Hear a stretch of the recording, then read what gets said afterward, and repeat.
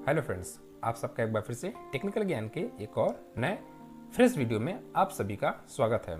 आज के इस क्लास में हम बात करेंगे एक नए टाइप के आईडी कार्ड को बनाने के बारे में। अब आप सभी सोच रहे होंगे कि हमने बहुत सारे आईडी कार्ड के लिए वीडियो आपको दे रखी है, तो फिर इसमें क्या खास होने वाला है। तो हम जो आईडी कार्ड आज बनाने वाले हैं वो कुछ इस प्रकार से नजर आएगा, जैसा कि अभी आप स्क्रीन पे देख पा रहे हैं। साथ ही साथ इसमें यूज किए गया QR कोड कैसे हमने जनरेट किया और ये काम करता है कि नहीं, इसके प्रमाण के साथ हम आपको इसकी सारी डिटेल आगे शेयर करेंगे। उम्मीद है ये आपको वीडियो बहुत पसंद आएगी। तो चलिए शुरू करते हैं।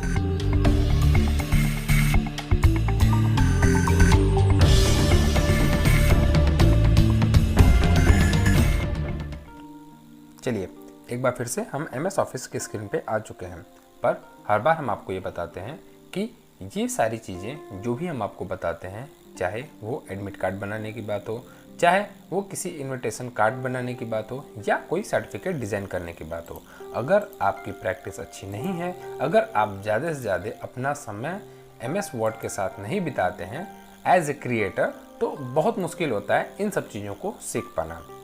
पुनः हम एक बार फिर से बनाएंगे आईडी कार्ड को, लेकिन कुछ अलग तरीके से। अक्सर बहुत बार आपने देखा होगा कि कुछ ऐसे आईडी कार्ड होते हैं जिनमें सिर्फ आपको आईडी कार्ड वाले व्यक्ति का फोटो और एक बारकोड नज़र आता है। बाकी की चीज़ें कैसे उसमें ऐड की जाती हैं या उनकी पहचान कैसे होती है, आज की हम क्लास में यही सीखेंगे। तो सबसे पहले हम चलते हैं शेप पे। शेप में हम एक शेप ले लेंगे कुछ इस प्रकार से। अगर आप चाहें तो ऐसे नॉर्मल लेकर और कोई भी कलर एक फिल कर सकते हैं, अदरवाइज फिलहाल अभी आप खाली छोड़ देंगे। लेकिन हम आज बनाएंगे एक परफेक्ट आईडी कार्ड, यानी एक आईडी कार्ड की साइज़ कितनी होती है, इसके लिए हम चलते हैं थोड़ा सा रिसर्च पे। आपको लेके चलते हैं हम गूगल पे। गूगल पे हमने सर्च किया कि size of ID card in centimetre, तो हमें मिला कि आईडी कार्ड की साइज जो होती है वो 7.50 सेंटीमीटर इंटू 12 सेंटीमीटर होती है। तो हम इसी पे आधारित आईडी कार्ड बनाएंगे। पुनः चलते हैं हम अपने MS वर्ड पे, और यहाँ पे हम जब भी आप किसी एक शेप को क्रिएट करते हैं तो आप उस शेप के दौरान आप एक शेप फॉर्मेट ऑप्शन पे चले जाते हैं, जो कि ड्राइंग टूल का हिस्सा होता है। लेकिन ड्राइंग टूल में आप सबसे राइट साइड में एक आपको सेक्शन नज़र आएगा जो कि साइज से रिलेटेड होगा, जहाँ पे हम उस शेप की साइज को निर्धारित करते हैं। तो एक बार पुनः हम चलें तो आपको दिखाएं कि हमने जो साइज डिसाइड किया था वो है आपका 7.50 इंटू 12 सेंटीमीटर। तो हम 7.50 पहले इसकी चौड़ाई कर लेते हैं, 7.50 सेंटीमीटर, और लंबाई हम कर लेते हैं 12 सेंटीमीटर। अब आपकी जो शेप की साइज है वो आईडी कार्ड जो हमने इंटरनेट पे सर्च किया था उसके आधार पे बन चुका है। सबसे पहले हम इसमें बॉर्डर क्रिएट करेंगे। उससे पहले हम इसे जूम कर लेते हैं ताकि आपको समझने में दिक्कतें ना हो। तो जूम करने के बाद हम यहाँ पे सबसे पहले एक बॉर्डर क्रिएट करते हैं। बॉर्डर हमारा ऑलरेडी बना हुआ है। आप शेप स्टाइल ऑप्शन में जा करके बहुत सारे बॉर्डर के डिज़ाइन को चुन सकते हैं। इनमें से कोई एक आप देख पा रहे होंगे बगल में कि बैकग्राउंड में वो कलर क्या होते जा रहे हैं, चेंज होते जा रहे हैं। तो इनमें से अगर कोई आप एक कलर रखना चाहते हैं तो रख सकते हैं, अदरवाइज आप यहाँ से बैक होकर आप शेप फिल में जाएंगे और कोई एक कलर चुन लेंगे, कोई एक लाइट कलर। अब आपको जो भी पसंद हो, जैसा भी पसंद हो, आप ऐसा चुन सकते हैं। हम आपको जो एग्जांपल दिखाएंगे उसमें हम एक लाइट कलर का इस्तेमाल करेंगे, कोई भी। ध्यान रहे, अगर आप लाइट कलर जो इस्तेमाल करते हैं, अगर आप उसके ऊपर कोई भी डिज़ाइन क्रिएट करते हैं तो हमेशा उस पर डार्क कलर उसी का इस्तेमाल करें, ताकि वो देखने में थोड़ा सा अच्छा लगता है। जैसे हम यहाँ पे ब्लू ग्रे कलर को चुनते हैं कुछ इस प्रकार से, और आउटलाइन जो है हमारी थोड़ी सी डार्क होगी। और इसके बाद यहाँ पे हम कुछ डिज़ाइन क्रिएट करने की कोशिश करते हैं। उसके लिए हम वरना इंसर्ट ऑप्शन में जाएंगे, शेप को लेंगे, शेप में आपको ढेर सारे ऑप्शन नज़र आएंगे, जिनमें से कोई एक आप डिज़ाइन चुन सकते हैं जो भी आप अपने इस आईडी कार्ड में ऐड करना चाहते हैं। तो जैसा कि आपको ढेर सारे डिज़ाइन नज़र आ रहे होंगे, इनमें से कोई एक आप डिज़ाइन को चुन लीजिए, या फिर आप एक सिंपल सा बॉक्स लीजिए कुछ इस प्रकार का, और इसे अब हम नया रूप देंगे। कैसे? उससे पहले हमने बताया कि जो आपका बैकग्राउंड कलर है उसी का मिलता जुलता हम क्या करेंगे, डार्क कलर चुनेंगे ताकि वो अच्छा लगे। तो हम एक हल्का सा डार्क कलर लेते हैं और इस शेप पे जो अभी हमने ऐड किया शेप नंबर 2 पे हम राइट क्लिक करेंगे, और राइट क्लिक करने के बाद आप यहाँ पे देखेंगे एडिट पॉइंट आएगा। लेकिन एडिट पॉइंट से पहले हम इस शेप को सेट कर लेते हैं उसकी जगह पे जहाँ पे इसे होना चाहिए, ताकि एक बार डिज़ाइन बनने के बाद हमें दिक्कतें न हो। तो यहाँ पे हम ब्लैक बैकग्राउंड को ध्यान में रखते हुए ब्लैक बॉर्डर को ध्यान में रखते हुए हम कुछ इस प्रकार से इसे एडजस्ट करेंगे। अगर आप चाहें तो अगर आप इसे और भी जूम कर सकते हैं ताकि काम जो है वो आपका परफेक्ट हो। तो यहाँ पे हम फाइनली सेलेक्ट कर लिए। सेलेक्ट करने के बाद हमने यहाँ पे इसे अच्छे से एडजस्ट कर दिया। एडजस्ट करने के बाद अगर आप चाहें तो इसके बैकग्राउंड आउटलाइन को हटा सकते हैं या फिर छोड़ सकते हैं। तो अभी हम इस आउटलाइन को ऐसे ही छोड़ते हैं, राइट क्लिक करेंगे और चलेंगे एडिट पॉइंट पे। तो ये आपके जो दूसरे वाले शेप हैं उसमें जो आपको ये 4 डॉट्स नज़र आ रहे हैं, ये चारों डॉट्स क्या हैं, आपके वो पॉइंट है जहाँ से आप इसके शेप में बदलाव ला सकते हैं। किसी एक पॉइंट को हम पकड़ते हैं और कुछ नया बनाने की कोशिश करते हैं, कुछ इस प्रकार से। अब जरूरी नहीं है कि आप बिल्कुल भी ऐसा ही करें, आप अपने हिसाब से कुछ भी चुन सकते हैं। हम सिर्फ आपको एक एग्जाम्पल के तौर पे इसे दिखा रहे हैं कि आप इस तरीके से कुछ डिज़ाइन क्रिएट कर सकते हैं। तो यहाँ पे हम कुछ इस प्रकार से डिज़ाइन क्रिएट करते हैं। अब देखिए, अब जब आप डिज़ाइन क्रिएट कर लेते हैं तब आपको एग्जैक्ट पता चलता है कि आपको वो शेप कैसा दिखाई दे रहा है। इसके अलावा अगर हम चाहें तो इस शेप में इफेक्ट डाल सकते हैं। इसके लिए आप शेप स्टाइल को चुनेंगे, इसमें जाने के बाद आप शेप इफेक्ट में जाएंगे और बहुत सारे ऑप्शन आपको नज़र आएंगे, जिसके बाद आप अपने शेप को अलग अलग रूप क्या कर सकते हैं, दे सकते हैं। तो उसके लिए ज़रूरी है जिस शेप के में इफेक्ट देना हो उस पर आप पहले सेलेक्ट करें। सेलेक्ट करने के बाद आप उसमें जो भी आपको डिज़ाइन पसंद आती हो आप एक डिज़ाइन क्या कर सकते हैं, चुन सकते हैं। तो हम इनमें से कोई एक डिज़ाइन को चुन लेते हैं।